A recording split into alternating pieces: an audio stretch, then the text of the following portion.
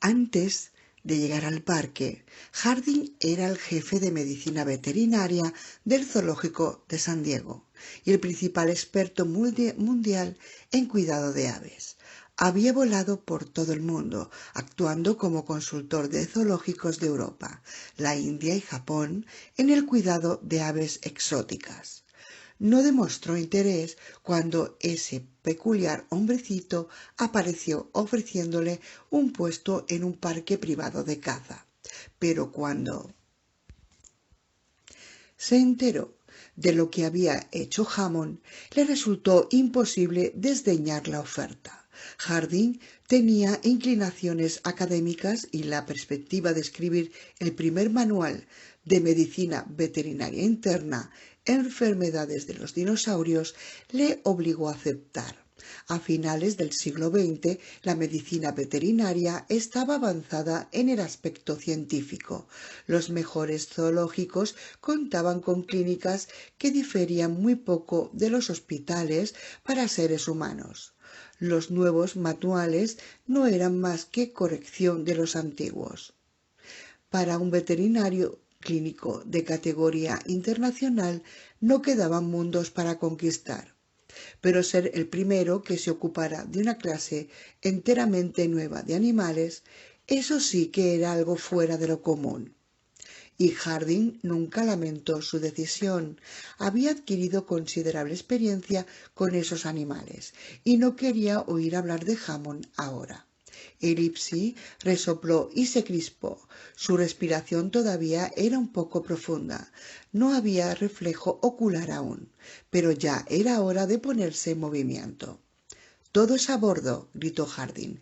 «Devolvamos a esta chica a su lugar». Los sistemas vivientes, explicó Arnold, no son como los mecánicos. Los vivientes nunca están en equilibrio, son intrínsecamente inestables. Pueden parecer estables, pero no lo son. Todo se mueve y cambia. En cierto sentido, todo está al borde del colapso. Genaro fruncía el entrecejo. Pero muchas cosas no cambian. La temperatura del cuerpo no cambia. Toda clase de otros... La temperatura corporal cambia constantemente, cambia de manera cíclica en el transcurso de 24 horas, siendo mínima por la mañana y máxima inmediatamente después del mediodía. Cambia con el estado de ánimo, con las enfermedades, con el ejercicio, con la temperatura exterior, con la alimentación. Fluctúa continuamente hacia arriba y hacia abajo. Diminutas oscilaciones en un gráfico porque, en un momento dado, algunas fuerzas que están empujando la temperatura hacia arriba y otras están empujando hacia abajo. Es intrínsecamente inestable y cualquier otro aspecto de los sistemas vivientes también es así.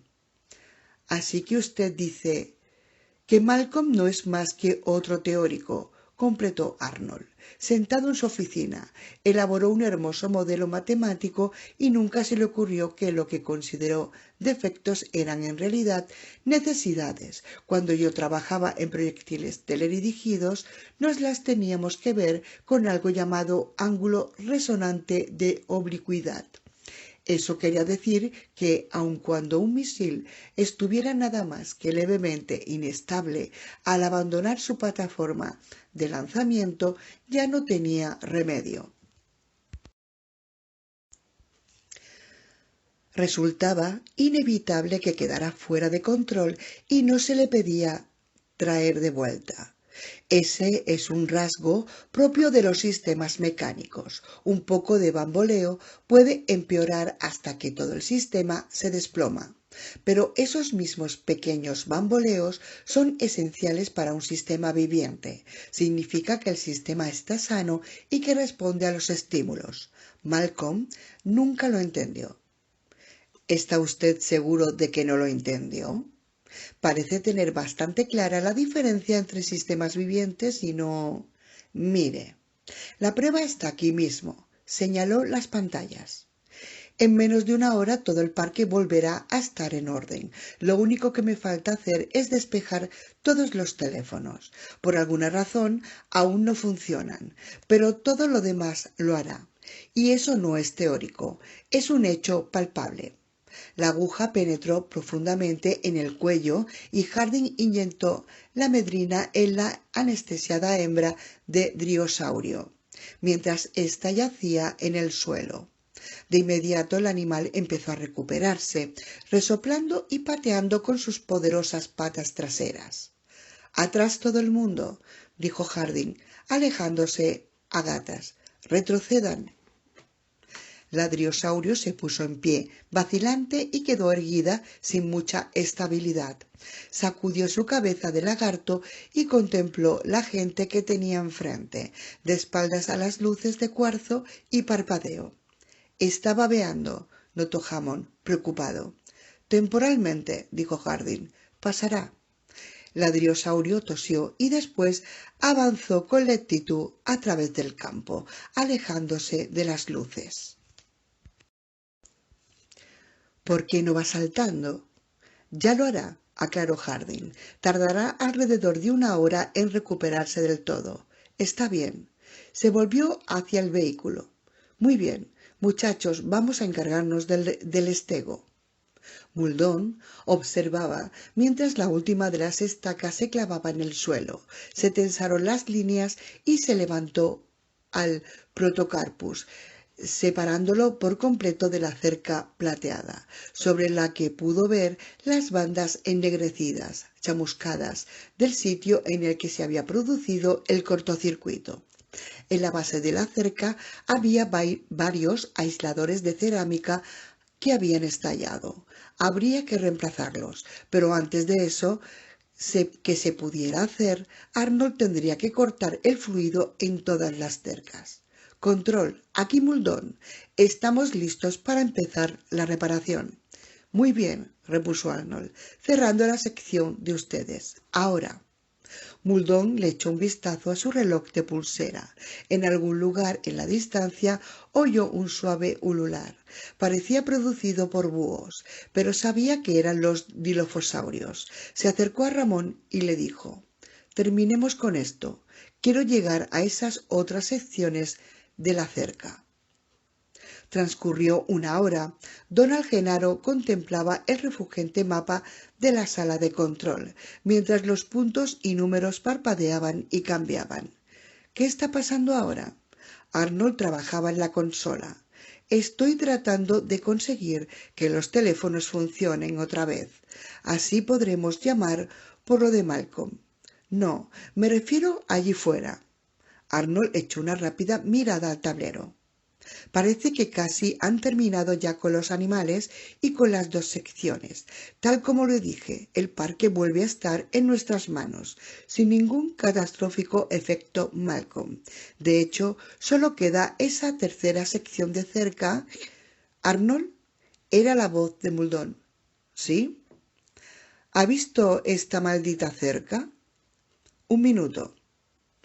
En uno de los monitores, Genaro vio una imagen, tomada en ángulo elevado, que abarcaba un campo de hierba corta, agitada por el viento.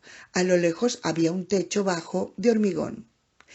«Ese es el edificio de mantenimiento de saurópodos», explicó Arnold. «Es una de las estructuras auxiliares que empleamos para guardar equipo, almacenar alimento y demás. Están por todo el parque, en cada una de las reservas». En el monitor apareció una toma panorámica. «Ahora estamos moviendo la cámara para echarle un vistazo a la cerca». Genaro vio un cerco de malla metálica, brillante bajo la luz. Una de las secciones había sido derribada y pisoteada.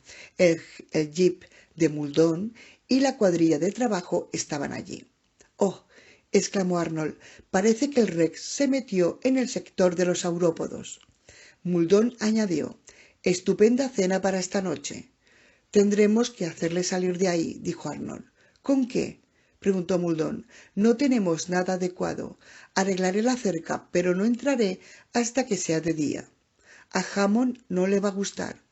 Lo discutiremos cuando yo regrese». dijo Muldoon. ¿A cuántos saurópodos matará el Rex?, inquirió Hammond, recorriendo la sala de control. Es probable que nada más que a uno, contestó Harding. Los saurópodos son grandes. El Rex se puede alimentar con una sola presa durante varios días. Tenemos que salir y atraparlo esta noche, decidió Hammond. No entraré ahí hasta que sea de día, se negó Muldoon. Hammond subía y bajaba sobre las puntas de sus pies como lo hacía cuando estaba furioso. ¿Se olvida de que trabaja para mí? No, señor Hammond, no lo olvido, pero lo que hay ahí fuera es un tiranosaurio adulto, completamente desarrollado. ¿Cómo planea apresarlo? Tenemos fusiles tranquilizantes. Sí, fusiles tranquilizantes que disparan un dardo de 20 centímetros cúbicos, excelentes para un animal que pese 180 o 230 kilos. Este tiranosaurio pesa 8 toneladas. Ni siquiera lo sentiría. Usted encargó un arma más grande. Encargué 3 armas más grandes, señor Hammond, pero usted anuló el pedido, de modo que solo conseguimos una, y no está. Nedry se la llevó al marcharse. Eso fue bastante estúpido. ¿Quién permitió que pasara eso? Nedry no es mi problema, señor Hammond. ¿Está usted diciendo, dijo Hammond, que a partir de este momento no hay manera de detener a ese tiranosaurio? Eso es exactamente lo que estoy diciendo. Eso es ridículo, vociferó Hammond. Es su parque, señor Hammond. Usted no quiso que nadie pudiera herir a sus preciosos dinosaurios. Bueno, ahora tiene un Rex que está con los saurópodos y no hay una maldita cosa que yo pueda hacer al respecto. Abandonó la sala. Un momento, masculló Hammond, apresurándose a seguirle. Genaro contemplaba las pantallas y escuchaba la discusión a gritos que se libraba en el pasillo de fuera. Le dijo a Arnold: «Conjecturo que todavía no tiene el control del parque, después de todo». «No se engañe», repuso Arnold, encendiendo otro cigarrillo. «Tenemos el parque. Amanecerá dentro de un par de horas. Puede que perdamos algunos dinos antes de que consigamos sacar de ahí al Rex, pero, créame, el parque es nuestro». Amanecer. Un fuerte sonido de algo que se muele, seguido por un repiqueteo metálico, despertó a Grant. Abrió los ojos y vio pasar frente a él un fardo de heno sobre una cinta transportadora que avanzaba hacia el techo. 2 fardos más sucedieron al primero. Después el repiqueteo metálico cesó, de modo que tan brusco como había comenzado, y el edificio de hormigón volvió a quedar en silencio. Grant bostezó. Se estiró, todavía adormecido, dio un respingo de dolor y se incorporó. Una suave luz amarilla llegaba a través de las ventanas laterales. Era de día. Había dormido toda la noche. Rápidamente miró el reloj. Las 5 de la mañana. Todavía quedaban casi 7 horas para que se pudiera hacer volver al barco. Grant rodó sobre la espalda, quejándose. La cabeza le latía y el cuerpo le dolía como si le hubiesen apaleado. Desde el otro lado del rincón oyó un chirrido, como el de una rueda oxidada, y después la risita juguetona del ex. Se puso de pie con lentitud y recorrió el edificio con la mirada. Ahora que era de día, pudo ver que era una especie de edificio de mantenimiento, con pilas de heno y suministros. En la pared vio una caja metálica color gris, sobre la cual había una referencia en estarcido: edificio, mantenimiento, saurópodos, 04. Tenía que ser la reserva de los saurópodos, tal como lo había pensado. Abrió la caja y vio un teléfono, pero cuando levantó el receptor oyó el sonido siseante de la estática. Aparentemente los teléfonos todavía no funcionaban.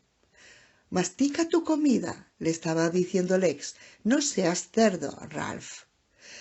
Grant dio la vuelta al rincón y encontró a Alex junto a los barrotes, ofreciendo puñados de heno a un animal que estaba fuera. Tenía el aspecto de un cerdo grande rosado y emitía los sonidos chirriantes que acababa de oír. En realidad se trataba de un triceratops bebé, de tamaño aproximado al de un pony. El pequeño no tenía cuernos en la cabeza todavía, sino solo una curva arruga ósea detrás de unos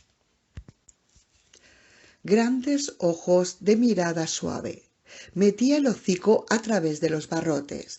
Hacía Alex, observando a la niña mientras ésta le daba más heno para comer. Así es mejor, dijo Lex. Hay un montón de heno, no te preocupes. Palmeó al bebé en la cabeza. ¿Te gusta el heno, no, Ralph? En ese momento se volvió y vio a Grant. Este es Ralph, anunció. Es mi amigo. Le gusta el heno. Grant avanzó un paso y se detuvo, encogido por el dolor. Parece que está bastante mal. Tim también. Su nariz está hinchada. ¿Dónde está Tim? Haciendo pis. ¿Quiere ayudarme a dar de comer a Ralph? La cría de Triceratops miró a Grant. De ambas comisuras de la boca le sobresalía heno que caía al suelo cuando masticaba. Es un comilón muy chapucero, comentó Lex, y tiene mucha hambre. El bebé terminó de masticar y se relamió los labios. Abrió la boca, esperando que le dieran más. Grant pudo ver los delgados dientes afilados y el maxilar superior en forma de pico, como el de un loro. Muy bien, espera un minutito, dijo Les, levantando más heno del suelo con una pala. Sinceramente, Ralph, una pensaría que tu madre nunca te dio de comer. ¿Por qué le llamas Ralph? Porque se parece a Ralph. Es uno de la escuela. Grant se acercó y tocó la piel del cuello con delicadeza. Está bien, puedes acariciarle, concedió Lex. ¿Le gusta que le acaricien? ¿No, Ralph? Al tacto, la piel era seca y cálida, como la textura rugosa de una pelota de rugby. Ralph lanzó un leve chirrido cuando Grant lo acarició. Del lado exterior de los barrotes, su gruesa cola se balanceaba hacia atrás y hacia adelante con placer. Es bastante manso. Ralph dirigió una mirada a Grant mientras comía y no dio muestras de miedo. Eso le hizo recordar a Grant que los dinosaurios no exhibían las reacciones usuales debidas a la presencia de seres humanos. A lo mejor lo puedo montar, arriesgó Lex. Mejor que no. Estoy segura de que él me dejaría, insistió. Sería divertido montar un dinosaurio. Grant miró a través de los barrotes, más allá del animal, a los campos abiertos del complejo de saurópodos. A cada instante la claridad se hacía mayor. Grant pensó que debía salir y excitar uno de los sensores de movimientos del campo que estaba más arriba. Después de todo, la gente de la sala de control podía tardar 1 hora en llegar hasta él, y a Grant no le agradaba la idea de que los teléfonos siguieran sin funcionar. Oyó un profundo bufido, como el de un caballo muy grande, y de repente el pequeño Triceratops se agitó. Trató de echar atrás la cabeza, que estaba entre los barrotes, pero quedó atascado en el borde de su arruga percusora de los cuernos y lanzó un chillido de miedo. El bufido se repitió, más cerca esta vez. Ralph trató de retroceder con las patas traseras, desesperado por zafarse de los barrotes. Movía la cabeza hacia atrás y hacia adelante, frotándose contra los barrotes. Ralph, tranquilo, trató de calmarlo Lex. Empújalo hacia afuera, dijo Grant. Extendió la mano hacia la cabeza de Ralph y se apoyó contra ella, empujando al animal de costado y hacia atrás. La arruga se aplastó contra la cabeza, permitiendo que el bebé cayera fuera de los barrotes, perdiendo el equilibrio y desplomándose de costado. Después el animalito quedó envuelto en las sombras y una enorme pata trasera hizo su aparición. Más gruesa que el tronco de un árbol. Tenía 5 uñas curvadas hacia abajo, como las de un elefante. Ralph alzó la vista y lanzó un chillido. Desde lo alto bajó la cabeza, de 1,80 m de largo, con 3 cuernos blancos, uno encima de cada uno de los grandes ojos pardos y otro más pequeño, en la punta de la nariz. Era un triceratops totalmente desarrollado. El enorme animal miró con curiosidad a Lex y a Grant, parpadeando con lentitud, y después dirigió su atención hacia Ralph. Emergió una lengua que lamió al bebé. Lanzó Ralph un chillido y se frotó contra la enorme pata, henchido de felicidad. ¿Esa es la mamá?, preguntó Lex. Así parece, dijo Grant. ¿Tenemos que darle de comer a la mamá también? Pero la enorme triceratops ya estaba empujando suavemente a Ralph con el hocico, alejándolo de los barrotes. Supongo que no. La cría de triceratops se apartó de los barrotes y se alejó. De vez en cuando su inmensa madre lo empujaba con suavidad, encaminándolo mientras los dos se dirigían hacia el campo abierto. Adiós, Ralph, le despidió Lex, agitando la mano. Tim salió de las sombras del edificio. Os diré lo que vamos a hacer, anunció Grant. Voy a lo alto de la colina para excitar los sensores de movimiento, de modo que sepan dónde tienen que venir a buscarnos. Vosotros dos os quedáis aquí y me esperáis. No, dijo Lex. ¿Por qué? Quedaos, aquí estáis a salvo. Usted no va a dejarnos, insistió Lex. ¿No es así, Timmy? Así es, asintió Tim. Muy bien, dijo Grant. Se corrieron entre los barrotes y salieron al exterior. Era justo antes del amanecer. El aire era cálido y húmedo, el cielo de un rosado suave y púrpura. Una bruma baja se extendía muy cerca del suelo. A cierta distancia vieron a la madre triceratops y a su cría alejándose en dirección a una manada de grandes hadrosaurios de pico de pato, que comían el follaje de unos árboles situados a la orilla de la laguna. Algunos de los hadrosaurios estaban metidos en el agua hasta las rodillas. Bebían, bajando sus patas planas y cabezas se reunían con su propio reflejo en el agua inmóvil. Después volvían a alzar la vista, con las cabezas girándoles sobre el cuello. En la orilla del agua, una de las crías se aventuró a salir, lanzó un chillido y después regresó a tropezones, presurosa, mientras los adultos observaban con indulgencia.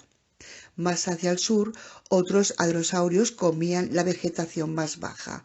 A veces se erguían sobre las patas traseras, apoyando las delanteras en los troncos de los árboles, para alcanzar las hojas de las ramas más altas y muy a lo lejos.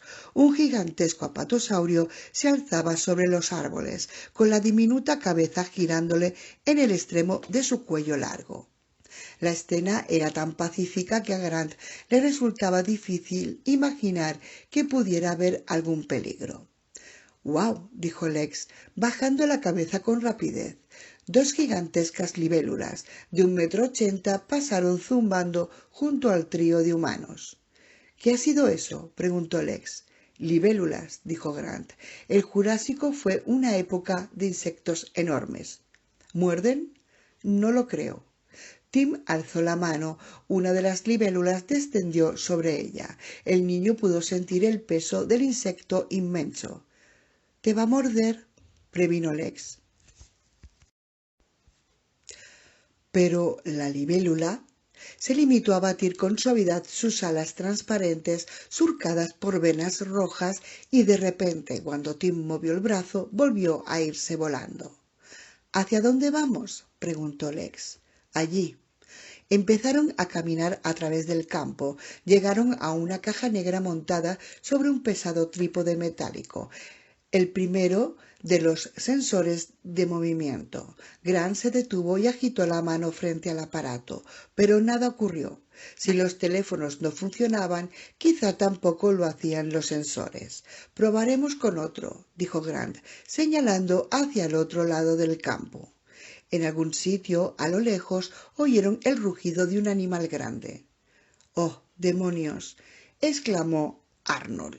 «Sencillamente no lo puedo encontrar». Sorbió café y contempló la pantalla con ojos exhaustos. Había sacado fuera de línea todos los monitores. En la sala de control buscaba el código del ordenador. Se sentía agotado. Había estado trabajando 12 horas sin parar. Se volvió hacia Bu, que llegaba del laboratorio. ¿Qué ha encontrado? Los teléfonos siguen sin funcionar. No puedo volverlos a la normalidad. Creo que Nedry hizo algo con los teléfonos. Bu levantó uno de los teléfonos y oyó un siseo. El sonido es como el de un módem, pero no lo es, porque bajé a la planta baja y apagué todos los módems. Lo que se oye no es más que un ruido blanco, que suena como un módem transmitiendo. Así que las líneas telefónicas están interferidas. Básicamente, sí. Nedry las interfirió muy bien. Introdujo un bloqueo dentro del código de programas y ahora no lo puedo encontrar, porque dio una especie de vuelta al origen que borró parte de las listas de programas. Pero en apariencia, la orden para perturbar los teléfonos aún sigue en la memoria del ordenador. Bu se encogió de hombros. ¿Y con eso qué? Tan solo tiene que retrotraer el sistema. Apáguelo y borrará la memoria. Nunca he hecho antes esto y me resisto a hacerlo. A lo mejor todos los sistemas vuelven a la normalidad cuando haga arrancar de nuevo, pero a lo mejor no. No soy un experto en informática y usted tampoco, realmente no. Y si una línea telefónica abierta no podemos hablar con alguien, que lo sea. Si la orden está en la RAM, no aparecerá en el código. Se puede hacer un vaciado de la RAM con una unidad de grabación y hacer la búsqueda ahí, pero usted no sabe lo que está buscando. Creo que todo lo que puede hacer es retrotraer el sistema a la posición de origen. Genaro irrumpió en la sala. Todavía no tenemos ningún teléfono. Estamos trabajando en ello. Ha estado trabajando en eso desde la medianoche y Malcolm está peor. Necesita atención médica. Eso significa que tendré que apagar el sistema, dijo Arnold. No puedo estar seguro de que todo se vuelva a poner en funcionamiento. Genaro insistió.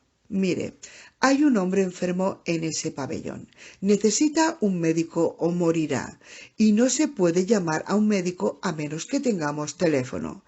Es probable que se hayan muerto 4 personas. Ahora apague y haga que los teléfonos funcionen. Arnold vaciló. Bien, dijo Genaro. Bueno, es que los sistemas de seguridad no permiten que se apague el ordenador y... Entonces apague esos malditos sistemas de seguridad. ¿No le puede entrar en la cabeza que Malcolm va a morir si no recibe ayuda? Muy bien, aceptó Arnold. Se levantó y fue al panel principal. Abrió las puertas y descubrió los cerrojos que cubrían los interruptores de seguridad. Con un movimiento corto y seco los quitó, uno después de otro. Ustedes lo han pedido, dijo, y aquí lo tienen. Movió el interruptor, maestro. La sala de control se quedó a oscuras. Todos los monitores se apagaron. ¿Cuánto tenemos que esperar?, preguntó Genaro. 30 segundos, repuso Arnold. ¡Puf!, exclamó Lex, cuando cruzaban el campo. ¿Qué?, preguntó Grant. Ese olor parece de basura podrida. Grant vaciló. Clavó la mirada en el otro extremo del campo, en dirección a los árboles distantes, en busca de alguna señal de movimiento. No vio nada. Apenas si había brisa para agitar las ramas. Reinaba la paz y quietud en la mañana temprana. Creo que es tu imaginación, dijo. No. Entonces Grant oyó el graznido. Provenía de la manada de hadrosaurios de pico de pato que tenían a la espalda. Primero un animal, después otro y otro, hasta que toda la manada hizo suyo el graznido de llamada. Los picos de pato estaban agitados, dando vueltas y girando sobre sí mismo, apresurándose a salir del agua, formando círculo alrededor de las crías para protegerlas. También ellos lo huelen, pensó. Con un rugido, el tiranosaurio surgió con violencia de entre los árboles que estaban a unos 45 metros, cerca de la laguna. Acometió a través del campo abierto, rodeándolo a trancos. Hizo caso omiso del grupo de seres humanos, dirigiéndose hacia la manada de hadrosaurios. «Se lo dije», aulló Lex. «Nadie me escucha jamás». A la distancia los hadrosaurios estaban graznando y empezaban a correr. Grant podía sentir la tierra estremeciéndose bajo sus pies. «Vamos, chicos». Alzó a Alex en brazos y corrió con Tim a través de la hierba. Tuvo fugaces visiones del tiranosaurio en las proximidades de la laguna, arremetiendo contra los hadrosaurios que hacían oscilar sus grandes colas como defensa y graznaban fuerte y continuamente. Oyó el ruido del aplastamiento de follaje y árboles y cuando volvió a mirar, el hadrosaurio se lanzaban a la carga. En la oscurecida sala de control, Arnold comprobaba su reloj de pulsera. 30 segundos. La memoria ya debía de estar limpia. Volvió a llevar el interruptor principal de corriente a la posición de encendido. No ocurrió nada. El estómago se le contrajo en una arcada. Llevó el interruptor a la posición de apagado y después de vuelta a la de encendido. Todavía seguía sin pasar nada. Sintió sudor en el entrecejo. «¿Qué pasa?», preguntó Genaro. «¡Oh, demonios!», masculló Arnold. En ese momento recordó que había que encender de nuevo los interruptores de seguridad antes de restaurar el paso de la corriente. Con cortos movimientos nerviosos puso los 3 interruptores en encendido y los volvió a cubrir con los cerrojos. Después contuvo el aliento y accionó el interruptor principal. Las luces de la sala se encendieron. El ordenador lanzó la señal electrónica corta y penetrante de activación. Las pantallas zumbaron. «Gracias a Dios», suspiró Arnold. Se apresuró a ir hacia el monitor principal. En la pantalla aparecían hileras de rótulos. Parque Jurásico, puesta en marcha del sistema. Puesta en marcha AB0. Puesta en marcha CN/D. Principal seguridad. Poner rejilla DNI. Cerraduras críticas. Franquía control. Principal monitores. Vista VBB. Telecoma VBB. DRS. Telecom. Principal instrucciones. Acceso TNI. TNL. Restaurar, invertir. Principal plantillas. Principal eléctrico. Calefacción, refrigeración. Iluminación emergencia. Parámetros. FNCC. Principal hidráulico. Interfaz. Plegar puerta. Principal 2. Gas/VLT. PEL explosión incendio. Principal maestro. ALR. SAAG. Interfaz común. Principal esquemáticos. Principal zoología. Almacenamiento. Reparaciones. Principal estado. Seguridad. Salud. Genaro tomó el teléfono, pero estaba muerto. No había siseo de estática esta vez. Simplemente no había nada. «¿Qué es esto?». «Deme un segundo», contestó Arnold. Después de una inicialización, todos los módulos del sistema tienen que ser activados en forma manual. Con prontitud volvió al trabajo. «¿Por qué en forma manual?», quiso saber Genaro. «¿Me va a dejar trabajar, por el amor de Dios?». Boo explicó. «Nunca se pensó que hubiera que paralizar el sistema. Por eso, si se desactiva, supone que existe un problema en alguna parte y exige que el operador lo ponga todo en marcha en forma manual. Caso contrario, si hubiera un cortocircuito en alguna parte, el sistema se pondría en marcha, entraría en cortocircuito y se pararía. Volvería a arrancar, entraría nuevamente en cortocircuito parándose, y así continuamente, en un ciclo interminable». «Muy bien», dijo Arnold, «estamos funcionando». Genaro levantó el teléfono y empezó a marcar cifras de llamada, cuando se detuvo de forma súbita. Jesús, miren eso, dijo, señalando uno de los monitores de televisión. Pero Arnold no lo escuchaba.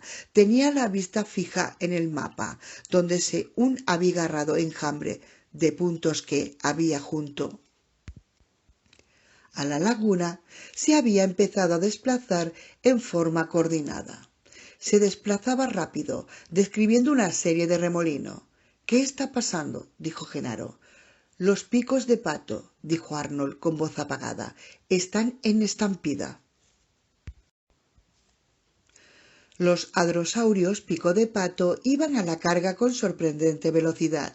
Sus enormes cuerpos formaban un enjambre apretado, graznando y rugiendo. Las crías chillaban, tratando de evitar meterse en el camino de los adultos. La manada levantaba una gran nube de polvo amarillo. Grant no podía ver al tiranosaurio. Los hadrosaurios corrían directamente hacia donde estaba el grupo de humanos. Levantando todavía a Lex, Grant corrió con Tim hacia un afloramiento rocoso sobre el que había un bosquecillo de grandes coníferas. Corrían con afán, sintiendo la tierra sacudida bajo sus pies. El sonido de la manada que se acercaba era ensordecedor, como el sonido de aviones de reacción en un aeropuerto.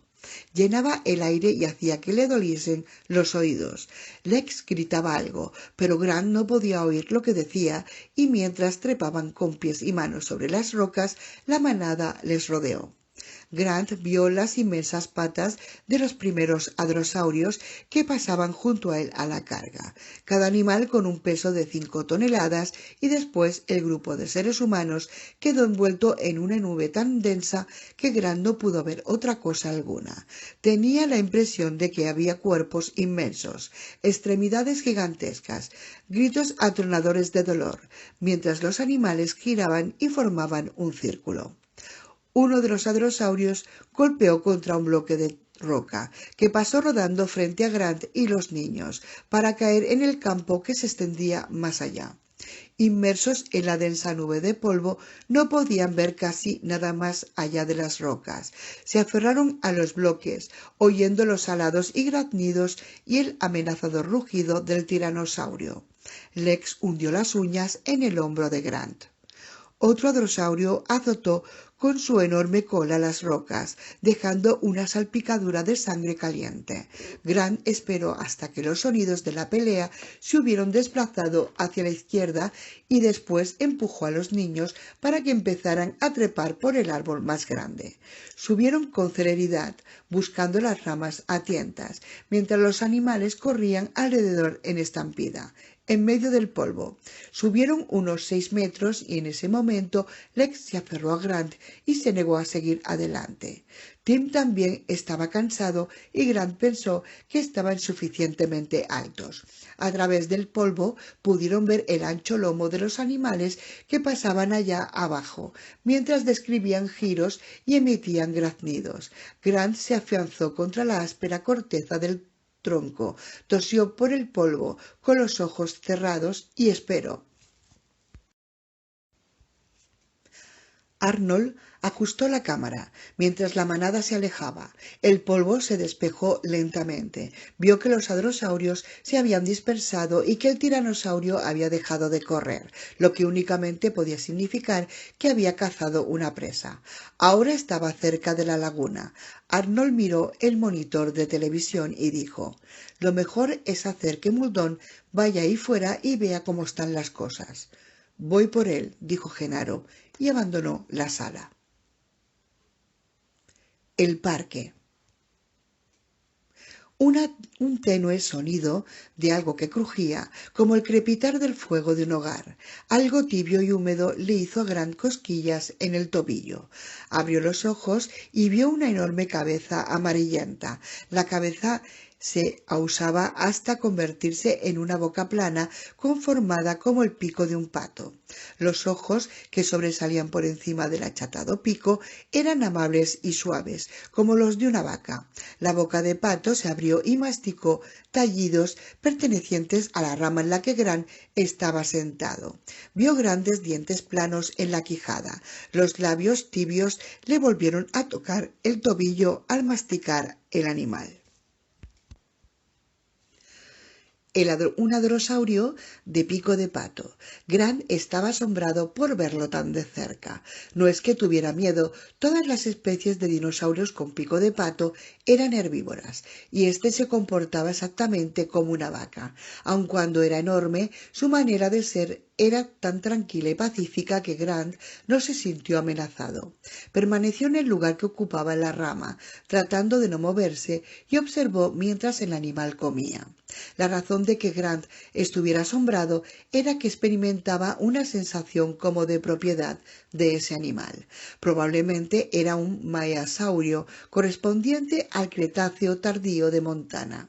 Junto con John Horner, Grant había sido el primero en describir la especie. Los maiasaurios tenían un labio superior curvado hacia arriba, lo que les confería una apariencia sonriente. El nombre quería decir buena madre lagarto. Se creía que los maiasaurios protegían sus huevos hasta que las crías nacían y se podían valer por sí mismas. Grant oyó un gorgojeo insistente y la enorme cabeza giró hacia abajo. Grant se movió apenas lo suficiente para ver el hadrosaurio bebé retozando sobre las patas del adulto. Era color amarillento oscuro con manchas negras. El adulto bajó la cabeza para ponerla a ras del suelo y esperó, inmóvil, mientras la cría se erguía sobre las patas traseras, apoyando las delanteras en la quijada de la madre, y comía las ramas que sobresalían de la boca de la madre. La hembra aguardó pacientemente hasta que el bebé hubiera terminado de comer y se volviera a poner a cuatro patas. Entonces la cabezota volvió a subir hasta donde estaba Grant. El hadrosaurio siguió comiendo, a nada más que unos metros del paleontólogo. Este miró las dos aberturas nasales alargadas que había en la parte de arriba del pico de pato. Aparentemente el animal no podía oler a Grant, y aun cuando el ojo izquierdo le estaba mirando directamente, por algún motivo el hadrosaurio no reaccionó ante la presencia del ser humano. Grant recordó que el tiranosaurio no había logrado verlo la noche pasada. Decidió hacer un experimento. Tosió. En forma inmediata, el hadrosaurio quedó paralizada, la enorme cabeza súbitamente inmóvil, las mandíbulas masticar ya. Únicamente el ojo se movió, buscando la fuente del sonido. Después, al cabo de un rato, cuando pareció no haber peligro, el animal volvió a su actividad masticatoria. Sorprendente, pensó Grant. Sentada en sus brazos, Lex abrió los ojos y exclamó: ¿Qué es eso? El hadrosaurio lanzó un berrido de alarma, un fuerte graznido resonante que sobresaltó tanto a Lex que casi la hizo caer del árbol. El hadrosaurio lanzó la cabeza hacia atrás, alejándola de la rama, y volvió a berrear. «No la enfurezcas», aconsejó Tim, desde la rama de arriba. El bebé gorgojeó y se escurrió por entre las patas de la madre, mientras el hadrosaurio se apartaba del árbol para después alzar la cabeza y escudriñar de manera inquisitiva la rama en que Grant y Lex estaban sentados, con sus labios doblados hacia arriba en una sonrisa. Tenía un aspecto cómico. «¿Es estúpida?», preguntó Lex. «No», dijo Grant, «solo es que la has sorprendido». «Bueno, ¿nos va a dejar bajar o qué?». El hadrosaurio había retrocedido a unos 3 metros del árbol. Volvió a graznar. Grant tuvo la impresión de que estaba tratando de asustarles, pero el animal realmente no parecía saber qué hacer. Se comportaba de manera confusa y con inquietud. Los humanos esperaron en silencio y al cabo de un minuto el hadrosaurio volvió a aproximarse a la rama, las mandíbulas moviéndosele del antemano. Resultaba claro que iba a volver a su actividad alimentaria. «Olvídenlo», dijo Les, «yo no me quedo aquí». Empezó a descolgarse por las ramas. Ante los movimientos de la niña, el hadrosaurio lanzó un berrido indicador de la nueva condición de alarma. Grant estaba asombrado. Realmente no nos puede ver cuando no nos movemos, pensó, y un minuto después, literalmente, se olvida de que estamos aquí. Eso era exactamente como el comportamiento del tiranosaurio, otro ejemplo clásico de corteza visual de anfibio. Estudios hechos con ranas habían demostrado que los anfibios solo veían cosas que se movían, como insectos. Si algo no se movía, literalmente no lo veían, lo mismo que parecía ocurrir con los dinosaurios. Sea como fuere, el mayasaurio ahora parecía encontrar demasiado perturbadores a estos extraños seres que se descolgaban por el árbol. Con un graznido final arreó al bebé, dándole suaves empujoncitos con el pico y se alejó con pesados y lentos pasos. Vaciló una vez y se volvió para mirar a los tres humanos, pero después prosiguió su camino. Llegaron al suelo. Leslie sacudió el polvo. Ambos niños estaban cubiertos por una capa de polvillo fino. Alrededor de ellos toda la hierba estaba aplastada. Había rastros de sangre y un olor agrio. Grant miró su reloj. «Es mejor que nos pongamos en marcha, chicos». «Yo no», dijo Les. «Yo ya no ando más». «Tenemos que hacerlo». «¿Por qué?» «Porque les tenemos que contar lo del barco.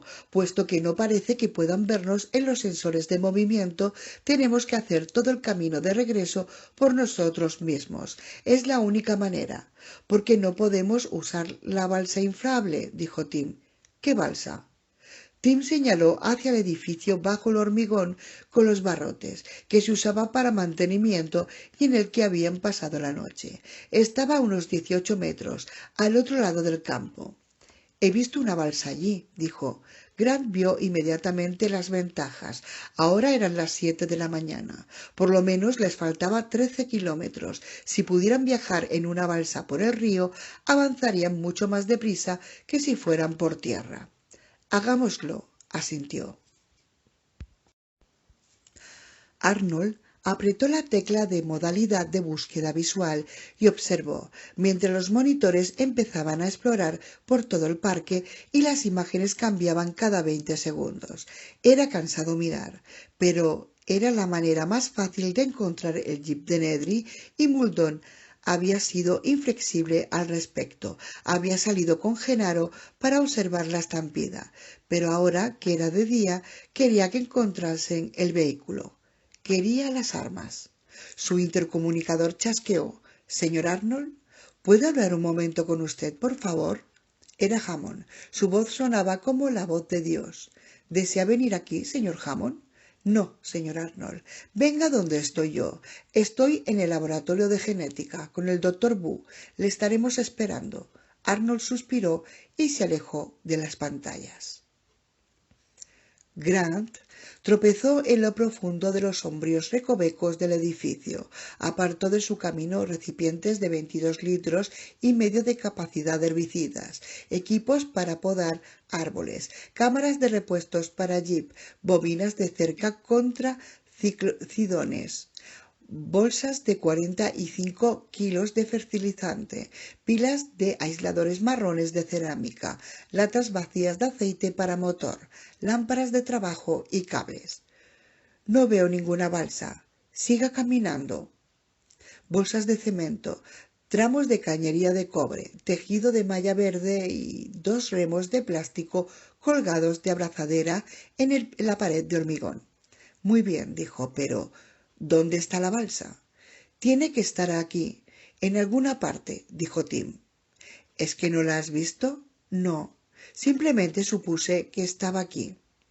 Al hurgar entre los cachivaches, Grant no encontró la balsa, pero sí un juego de planos, enrollados y moteados con moho producido por la humedad, metidos en una caja metálica que había en la pared. Grant extendió los planos en el suelo, previo al levantamiento de una enorme araña. Miró los planos durante largo rato. «Tengo hambre». «Espera un momento». Eran mapas topográficos detallados del sector principal de la isla, que era en el que se hallaban ahora. Según eso, la laguna se estrechaba, incorporándose al río que habían visto antes y que se torcía hacia el norte, pasando justamente a través del sector de aves prehistóricas y continuando hasta pasar a unos 800 metros del pabellón para visitantes. Grant hojeó las páginas. ¿Cómo llegar a la laguna? Según los planos, en la parte del edificio en el que se encontraban debía de haber una puerta. Grant alzó la vista y la vio en un nicho de la pared de hormigón. La puerta era lo suficientemente ancha como para permitir el paso de un automóvil. Al abrirla, vio un camino pavimentado que llevaba directamente a la laguna. El camino estaba excavado por debajo del nivel del suelo, de modo que no fuese visible desde arriba. Debía de ser otro camino auxiliar. Y conducía hasta un muelle, en la orilla de la laguna. Y claramente impreso sobre la puerta había un letrero que decía «Pañol de la balsa». —exclamó Tim—, miren esto. Y le entregó una caja metálica. Cuando la abrió, Grant halló una pistola de aire comprimido y una canana de tela con dardos. Había 6 dardos en total, cada uno grueso como un dedo. Llevaban el rótulo Moro-709. Buen trabajo, Tim. Grant se pasó la canana sobre el hombro y se metió la pistola en el cinturón. ¿Es una pistola tranquilizante? Diría que sí. ¿Qué pasa con el bote? Preguntó Lex. Creo que está en el muelle, contestó Grant. Empezaron a bajar por el camino. Grant llevaba los remos sobre los hombros. Espero que sea una balsa grande, dijo Lex. No sé nadar. No te preocupes, le contestó Grant. A lo mejor podemos atrapar algún pez, dijo la niña. A medida que descendían por el camino, el terraplén en declive que tenían a ambos lados aumentaba de altura. Oyeron un profundo ronquido rítmico, pero Grant no pudo ver de dónde llegaba. ¿Estás seguro de que hay una balsa ahí abajo? Preguntó Lex, frunciendo la nariz. Es probable, dijo Grant. El ronquido aumentaba de intensidad a medida que avanzaban, pero también oyeron un ronroneo continuo, como un zumbido. Cuando llegaron al final del camino, al borde pequeño muelle de hormigón, Grant quedó paralizado por el miedo. El tiranosaurio estaba precisamente allí. Estaba sentado a la sombra de un árbol y con la espalda erguida, las patas traseras extendidas hacia adelante. Tenía los ojos abiertos, pero no se movía, salvo por la cabeza, que se levantaba y caía suavemente, siguiendo el ritmo de los ronquidos. El zumbido provenía de los enjambres de moscas que rodeaban su cabeza, moviéndose sobre su cara y sus mandíbulas laxas, sus colmillos ensangrentados y los ojos y los rojos cuartos traseros del hadrosaurio que había sido su presa y que yacían de costados detrás de él. Ahora el tiranosaurio estaba tan solo a unos 18 metros de Grant. Estaba seguro de haber visto eso, pero el enorme animal no reaccionó. Se limitó a permanecer sentado. Grant tardó unos instantes en darse cuenta. El monstruo estaba dormido, sentado con la espalda enhiesta, pero dormido. Les hizo una señal a Tim y Lex para que permanecieran donde estaban y caminó lentamente hacia adelante, entrando en el muelle y totalmente a la vista del tiranosaurio. El enorme animal siguió durmiendo, roncando con suavidad. Cerca del extremo del muelle, un cobertizo de madera estaba pintado de verde para confundirlo con el follaje. El silencio. Grant quitó el cerrojo de la puerta y miró en el interior. Vio media docena de chalecos de salvavidas anaranjados colgando de la pared, varios rollos de malla metálica para cercas, algunos rollos de cuerdas y 2 cubos grandes de goma apoyados en el suelo. Los cubos estaban estrechamente sujetos con unas cinchas plantas de goma balsas. Grant volvió la mirada hacia Lex. La niña moduló con los labios, pero sin sonido. No hay bote. Grant asintió con la cabeza. Sí. El tiranosaurio alzó su pata anterior para ahuyentar las moscas que le zumbaban alrededor del hocico, pero aparte de eso no se movió. Grant extrajo uno de los cubos y lo puso sobre el muelle. Era sorprendentemente pesado. Soltó las fajas y encontró el cilindro de inflado. Con un fuerte siseo, la goma empezó a expandirse y después, con un sonido parecido al de un latigazo, se desplegó completamente abierta sobre el muelle. El sonido fue aterradoramente intenso para sus oídos. Grant se volvió y contempló al dinosaurio. Este gruñó y resopló. Empezó a moverse. Grant se preparó para correr, pero el animal cambió de posición su voluminoso y pesado cuerpo y después volvió a ponerse de espaldas contra el tronco, lanzando un largo y retumbante eructo. Lex hizo un gesto de asco y se cubrió la cara con la mano. Grant estaba empapado en sudor por la tensión. Arrastró la balsa de goma por el muelle y la echó al agua, donde produjo un fuerte ruido de chapoteo. El dinosaurio siguió durmiendo. Grant amarró la balsa al muelle y volvió al cobertizo para tomar 2 chalecos salvavidas. Lo puso en la balsa y después les hizo a los niños ademán de que fueran al muelle. Grant gesticuló. Pálida por el miedo, Lex le contestó con un movimiento de cabeza. No. Grant, sí. El tiranosaurio seguía durmiendo. Grant acuchilló el aire con un dedo enfático. Lex acudió en silencio y Grant le hizo gesto de que entrara en la balsa. Después lo hizo Tim y ambos se pusieron los chalecos. Grant entró después y alejó la balsa del muelle. Flotaron silenciosamente a la deriva, hacia la laguna. Grant levantó los remos y los encajó en las horquillas. Se alejaron más del muelle. Lex se sentó y suspiró ruidosamente, con alivio. En ese momento su cara mostró aflicción y se puso la mano sobre la boca. El cuerpo se le sacudía y emitía sonidos amortiguados. Estaba conteniendo la tos. Siempre tosía en mal momento. Lex, le susurró Tim con ferocidad, volviendo la cabeza hacia la orilla. La niña sacudió la cabeza con gesto de desdicha y señaló su cuello. Le picaba la garganta. Lo que necesitaba era un sorbo de agua. Grant estaba remando y Tim se inclinó sobre la borda de la balsa, metió la mano en la laguna, la llenó de agua y luego la tendió hacia su hermana. Lex tosió ruidosamente, de manera explosiva. Para los oídos de Tim, el sonido resonó por el agua como si hubiera sido un escopetazo. El tiranosaurio bostezó con pereza y se rascó detrás de la oreja con la pata trasera, igual que un perro. Volvió a bostezar. Estaba adormilado después de su gran comida y despertó con lentitud. En el bote, Lex producía ruiditos como de gárgaras. «Lex, cállate», díjole Tim. «No lo puedo evitar», murmuró ella, y tosió otra vez. Grant remaba con fuerza, llevando la balsa con eficacia hacia el centro de la laguna. En la orilla, el tiranosaurio se puso en pie, vacilante. «No lo pude evitar, Timmy», chilló Lex, afligida. «No lo pude evitar». «Shh». Grant estaba remando lo más deprisa que podía. «De todos modos, no importa», dijo Lex. «Estamos suficientemente lejos. No sabe nadar». «Claro que sabe nadar, pedazo de idiota», le gritó Tim. En la orilla, el tiranosaurio saltó del muelle, se lanzó al agua y se desplazó vigorosamente por la laguna en pos de ellos.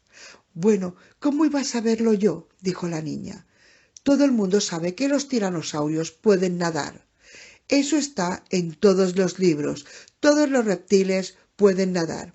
Las víboras no». «Claro que pueden. Eres una idiota». «Calmaos», intervino Grant. «Agarraos a algo». Observó al tiranosaurio, fijándose en su manera de nadar. Estaba hundido hasta el pecho en el agua. pero podía mantener su cabezota muy por encima de la superficie. Entonces Grant se dio cuenta de que no estaba nadando, sino caminando, porque instantes después únicamente la parte más alta de la cabeza, los ojos y las aberturas nasales sobresalían del agua. Así parecía un cocodrilo y nadaba como estos, batiendo la cola hacia adelante y hacia atrás, de modo que el agua se agitaba sobre él. Detrás de la cabeza, Grant vio la jiba de la espalda y las crestas a lo largo de la cola, cuando ocasionalmente, exactamente como un cocodrilo, pensó con tristeza, el cocodrilo más grande del mundo. Lo siento, doctor Grant, sollozó Lex, no quise hacerlo. Grant miró por encima del hombro. La laguna no tenía más que unos 90 metros de ancho en el lugar en el que estaban ahora, y ya casi habían llegado al centro. Si continuaban la marcha, el agua volvería a perder profundidad. Entonces el tiranosaurio nuevamente podría caminar y se desplazaría más deprisa en agua poco profunda. Grant le imprimió al bote un giro opuesto al curso que llevaban y empezó a remar hacia el norte. ¿Qué está haciendo? Ahora el tiranosaurio estaba solo a unos metros de distancia. Grant podía oír los bufidos que emitía a medida que se acercaba. Grant miró los remos que tenía en las manos, pero eran de plástico liviano, no servían como arma. El tiranosaurio echó la cabeza hacia atrás y abrió por completo las mandíbulas, exhibiendo hileras de dientes curvos, y después, mediante una gran concentración muscular, se arrojó contra la balsa, errándole apenas a la borda de goma. La enorme cabeza cayó en el agua como un martinete y la balsa se sacudió peligrosamente en la cresta de la ola producida por el impacto de la cabeza en el agua.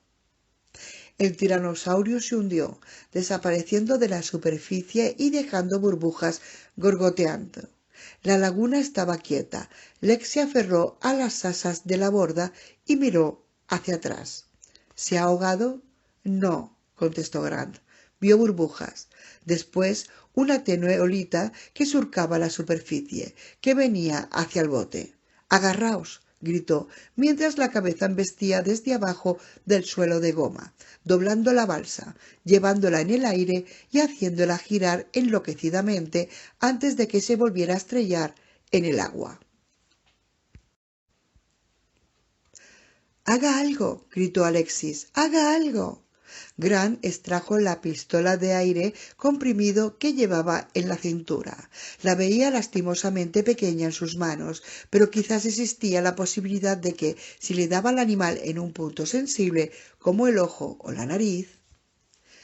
El tiranosaurio emergió al lado del bote, abrió la boca y rugió. Grant apuntó y disparó.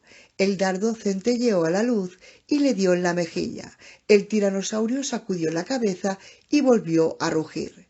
Y de repente oyeron un rugido de respuesta que flotó por el agua hacia ellos. Al mirar hacia arriba y atrás, Grant vio al T-Rex joven en la orilla, agachado sobre el saurópodo muerto, reclamando la presa como suya. Como un rápido movimiento circular de la cabeza, el ejemplar joven arrancó carne de la presa. Después alzó la cabeza y bramó. El tiranosaurio adulto lo vio también, y la reacción fue inmediata. Se volvió sobre sí mismo para proteger su presa, nadando vigorosamente hacia la orilla.